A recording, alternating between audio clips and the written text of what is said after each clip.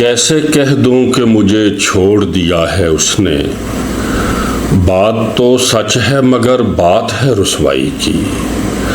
परवीन शाकर हर महफिल में जूते उतार कर बैठती थी, बल्कि वो गाड़ी भी नंगे पांव ही ड्राइव करती थी। सारे मुमकिना फैसलों में एक हिजर का फैसला भी था।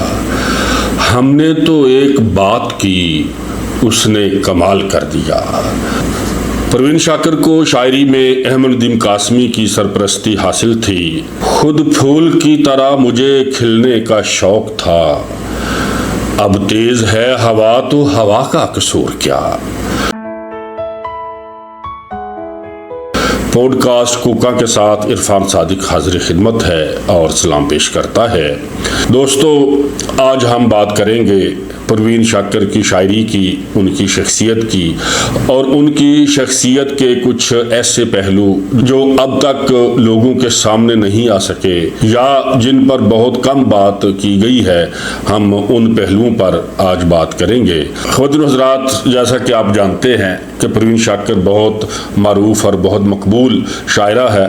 गुज़श्ता 50 सालों में अगर हम देखें कि जितनी शोहरत और मकबूलियत परवीन शाकर के हिस्से में आई है, इसका अशर शेर भी किसी दूसरे शायर के हिस्से में नहीं आया।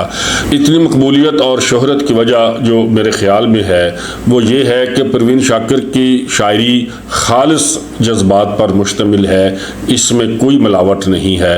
वो मोहब्बत की जिन मंजिलों से गुजरती रही उसका इजहार बहुत ही सादा, बहुत ही सलीस और बहुत खालिस अंदाज में उन्होंने अपनी शायरी में किया है, जिसकी वजह से लोगों को उनकी शायरी अपनी अपनी से महसूस हुई और वो जब परवीन शाकर की शायरी पढ़ते हैं तो उनको ऐसे लगता है कि जैसे ये हमारे दिल की बात कर रही हैं। दोस्तों, परवीन शाकर की शायरी का जो पहला मजमूआ छपा था खुशबू के नाम से, उसमें एक गज़ल है कि कू बकू फैल गई बात शनासाई की, उसने खुशबू की तरह मेरी पजीराई की। यही खुशबू उनकी शायरी का मरकज़ी नुक्ता है। अगर मैं ये कहूँ कि परवीन शाकर की सारी शायरी इसी मरकज़ी नुक्ते के गिर्द घूमती है तो ये बात गलत नहीं होगी। इसी खुशबू की वजह से उनका पूरा कलाम खुशबूदार है। जब कारी उनकी किताबें पढ़ता है, उनकी शायरी पढ़ता है, तो वो ख़ुद भी अपने आप को बड़ा हल्का फुल्का और महका महका सा महसूस करता है। वो तो खुशबू है हवाओं में बिखर जाएगा, वो तो खुशबू है हवाओं में बिखर जाएगा, मसाला फूल का है फूल किधर जाएगा। और फिर वो कहती हैं कि खुद फूल की तरह मुझे खिलने का शौक था, खुद फूल की तरह मुझे खिलने का शौक था, अब तेज है हवा तो हवा का कसूर क्या। दोस्तों, परवीन शाकर की शायरी के बारे में आप बहुत कुछ जानते हैं। आप उनकी शायरी पढ़ते हैं, उनकी गज़लें पढ़ते हैं, उनकी नज़में पढ़ते हैं। यहाँ पर कुछ बातें मैं उनकी निजी ज़िंदगी के हवाले से आपके साथ शेयर करना चाहता हूँ। कुछ अर्सा पहले उनके बेटे मुराद ने BBC को इंटरव्यू देते हुए बताया, मेरी वालदा बहुत मसरूफ़ रहती थी, दिन को वो अपने ऑफिस में जाती, ऑफिस के बाद मुशायरों में उनका बहुत आना जाना था, लेकिन रात का खाना वो अक्सर मेरे साथ खाती। उनको मेरे पसंदीदा खानों का बहुत इल्म होता था और वो बड़े शौक़ से मेरे लिए खाना बनाती थी। मटर पुलाव और मछली मुझे बहुत पसंद थे और वो अक्सर मेरे लिए ये खाना बनाती थीं। उन्होंने मज़ीद बताया कि उनकी ज़िंदगी में मेरे लिए बहुत ख़ास मुकाम था, वो मुझसे बहुत मोहब्बत करती थीं और वो अक्सर इस फ़िक्र में रहती थीं कि मैं अच्छे से अच्छे तरीके से पढ़ूं और उनका ये ख़्याल था कि मैं किसी अच्छे से बोर्डिंग स्कूल में दाखिला ले लूं ताकि पूरी यकसुई के साथ मैं पढ़ता रहूं। मुख्तलिफ़ स्कूलों का हम इंतखाब करते रहे, लेकिन मैंने एक दिन मामा से कहा कि आप मुझसे इतनी मोहब्बत करती हैं तो फिर अपने आप से मुझे दूर क्यों भेजना चाहती हैं। تو ماما کہنے لگیں کہ یہ بات ٹھیک ہے، میں تجھ سے بہت محبت کرتی ہوں، لیکن میں تمہارے بھلے کے لیے یہ بات کہہ رہی ہوں۔ تو میں نے کہا کہ ماما میں آپ کے ساتھ ہی رہنا چاہتا ہوں، میں دور نہیں جانا چاہتا۔ تو وہ کہنے لگیں کہ ٹھیک ہے، پھر تم ایسا کرو کہ مجھے ایک خط لکھو اور اس خط میں جو بھی باتیں تمہارے دل میں ہیں وہ ساری باتیں مجھے لکھ دو، پھر میں اس کے مطابق فیصلہ کروں گی۔ تو میں نے ماما کے نام ایک خط لکھا، جو بھی باتیں میرے دل میں تھیں میں نے ان سارے خدشات کا اظہار کیا۔ خط پڑھنے کے بعد ماما نے اپنا فیصلہ بدل لیا اور انہوں نے کہا کہ اب تمہیں بورڈنگ سکول میں جانے کی کوئی ضرورت نہیں ہے، تم ہمارے ساتھ ہی رہو۔ مراد نے مزید BBC کو انٹرویو دیتے ہوئے بتایا کہ پروین شاکر بہت دور اندیش تھیں، وہ اکثر یہ بات مجھ سے کرتی تھیں کہ میں یہ چاہتی ہوں کہ تم ڈاکٹر بن جاؤ، اور اس میں بھی وہ جو نیرو سرجن ہوتا ہے جس کی بہت مشکل سے اسٹڈی ہوتی ہے وہ بن جاؤ۔ بورڈنگ سکول میں بھیجتے ہوئے ان کا خیال تھا کہ میں MBBS کر لوں، ڈاکٹر بن جاؤں، لیکن جب یہ فیصلہ ختم ہو گیا تو پھر ان کا یہ خیال تھا کہ میں کمپیوٹر کی تعلیم حاصل کروں اور کمپیوٹر میں آگے بڑھوں۔ وہ یہ بھی کہتی تھی، بہت دور اندیش تھیں، وہ اکثر یہ بات کہتی تھی کہ آنے والا جو دور ہے وہ کمپیوٹر کا ہے، تو تمہیں اس کی طرف خاص دھیان دینا چاہیے۔ ماما کی ہدایت کے مطابق میں نے کمپیوٹر سائنسز میں داخلہ لیا اور میں سافٹ ویئر کا انجینئر بن گیا۔ اس وقت میں گاڑیاں بنانے والی جو سب سے مشہور کمپنی ہے ٹیسلا میں جاب کر رہا ہوں۔ اگر ماما زندہ ہوتی تو وہ کتنا خوش ہوتی۔ مراد نے مزید بتایا کہ وہ رات کے کھانے کے بعد چہل قدمی کرتے ہوئے اکثر شعر لکھا کرتی تھی، خود کلامی کے انداز میں۔ تو جیسے ہی انہیں کوئی اپنا شعر اچھا لگتا تو وہ فوری طور پہ ڈائری پہ لکھ لیتی۔ ان کی جتنی بھی شاعری ہے وہ زیادہ تر ایسے ہی چہل قدمی کرتے ہوئے لکھی گئی ہے۔ مراد نے مزید یہ بتایا کہ ماما کی وفات کے بعد ان کے دوستوں نے میرا بہت خیال رکھا، مجھے اپنے بچوں کی طرح ٹریٹ کیا۔ جس سرکاری گھر میں رہتا تھا وہ گریجویشن میرے کرنے تک وہ میرے پاس ہی رہا۔ اس کے علاوہ میری جو ایجوکیشن تھی وہ فری کر دی گئی۔ اس وقت کی جو وزیر اعظم تھی بینظیر بھٹو، انہوں نے ماہانہ 60,000 میرا وظیفہ مقرر کر دیا۔ تو یہ سارا اسی صورت میں ممکن ہوا کہ لوگ جو ہے وہ میری ماما سے، پروین شاکر سے بہت محبت کرتے تھے، ان کی شاعری سے محبت کرتے تھے۔ خواتین و حضرات، پروین شاکر 24 نومبر 1952 کو کراچی میں پیدا ہوئی۔ ان کے والد کا نام سید شاکر حسین تھا، جو خود بھی شاعر تھے اور ثاقب تخلص کرتے تھے۔ پروین کے والدین ہندوستان کے صوبہ بہار کے ایک ضلع گیا کے چھوٹے سے گاؤں شیخو پورہ کے رہنے والے تھے۔ ان کے نانا حسن عسکری کاظمی بھی اچھا شعری اور ادبی ذوق رکھتے تھے۔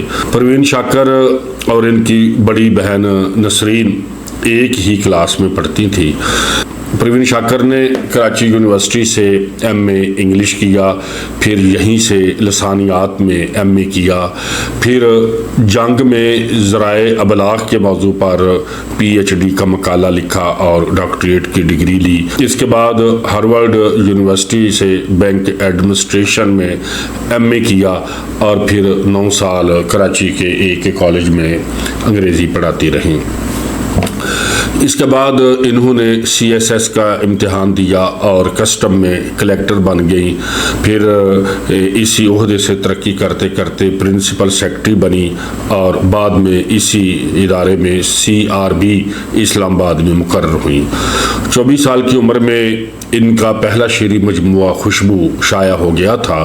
پروین شاکر زمانہ طالب علمی میں ہی بہت معروف ہو گئی تھیں، انہوں نے شعر کہنے شروع کر دیے تھے اور وہ کالجز میں ہونے والے بین الاقوامی مشاعروں میں ریگولر شریک ہوتی تھی۔ اسی زمانے میں وہ ریڈیو پاکستان کے پروگرام جو ادبی اور علمی پروگرام ہوتے تھے ان میں بھی شامل ہوتی رہیں۔